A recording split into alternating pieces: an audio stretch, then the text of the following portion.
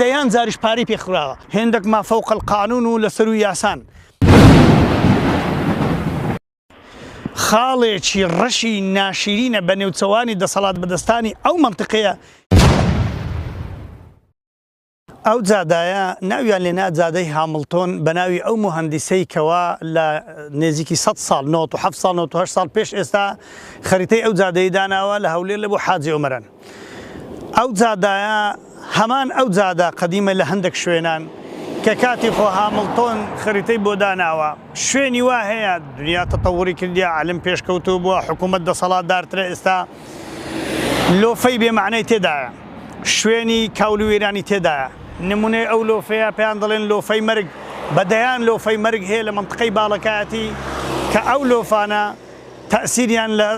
لە ژیانی خەڵکی کردیە ئەو جادایە لە ڕووی ئاینی ئەو دەسەڵاتەی چەند ساڵە ئەو جادای ئیهمال کردیە کە بە ئەتنان پارەی لێوەرگرتیە لە ڕووی ئاینی ئەو حکوومەت و دەسەڵاتدارە لەو کاتی دەسەڵاتی هێتا ئێستاکە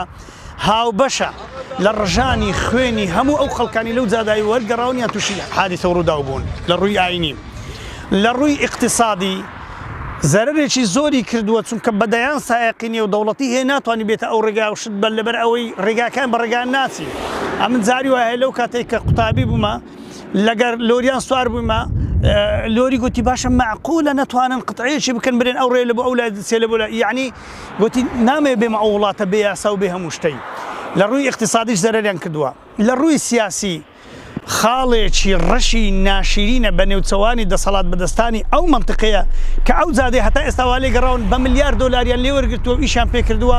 کەچی ئەوەندە بێوەفان بەرامبەر ئەو خاکە بەرامبەر ئەو خەڵکە بەرامبەر ئەو دەڤەرە هەتا ئێستا ئەو جادەی چانەکەن و دەیان زاریش پارەی پێخراوە ئەو پارەی لە بۆ تەرخان دەکرێت یەکێک دەڕوا و کەس ناتوانێت محاسەبەشی بکە هێندێک ما فوق القانون و لەسەر و یاسان لە ڕووی سیاسی لە ڕووی اقتصادی لە ڕووی ئاینی لە هەموو ڕۆک لە ڕووی کۆمەڵایەتی خەڵکێک هەیە پێنجشەم و جومعان حەز دەکە سەر لە خزمەکانی بدا خزمە نێزیکەکانی لەو منطقەیەن ناتوانانی بەو ڕێگادا بێ باوەڕتان هەبی یەک ڕۆژ بە بیرم دێ پیاوێکە سوێندی خوارد لە خەلیفانە تا گەیشتۆتە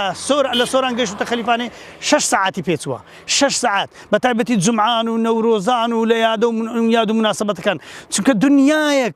دنیایەک لە ڕووی اقتصاد دنیایەک سەیاح دێنە منطقەی جوانترین منطقە و منطقانی منطقەی چۆمان و حاجی عومەران ئەوانەی کەوا لە بۆ گەشت و گوزار دێن کەسێک کە دێتێرە چۆن مەجبورە جارێکی دیکە جادایەکی بێ خزمەت جادایەکی بێ خزمەت گوزاری جادایەکی بێ سەروبەر ئەو جادایە یعنی چه یعنی ئەوە لە ئەولەویەتی ئیشی یەکەمین کابینە بووە تا ئەو کابینەیە هەمویان گوناهبارن تاوانبارن ناشرینن ناسەرکەوتون بە خەڵک دەڵێن ئێمە ڕەزیلین بە خەڵک دەڵێن ئێمە ئیشتان بۆ ناکەین بەڵام ئەو میلەتە لەگەر ڕێزم ئەگەر لێ تێنەگامەچیان لێ بکەین لە کاتی هەڵبژاردنەکان دەبێ سزای ئەو ڕێگایە و ئەو هەموو لۆفە مەرگە و ئەو هەموو جەرگ بڕیە دەبێت تۆڵە لەوانە بکرێتەوە بە ئیزنی خوای گەورە